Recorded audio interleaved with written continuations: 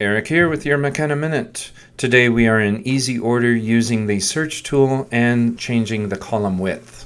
So let's come up here to the top left hand side where you see these arrows. Click on the one facing right and you see how there's not a magnifying glass to the right of where it says photographic.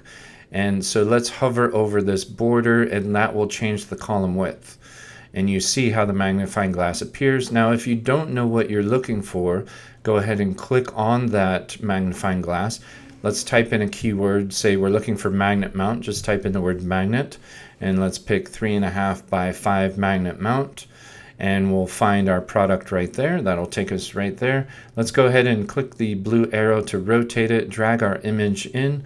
Say we want a quantity of 2. Go ahead and type in 2, enter, and then add to cart, and then view the cart. And that is your McKenna Minute.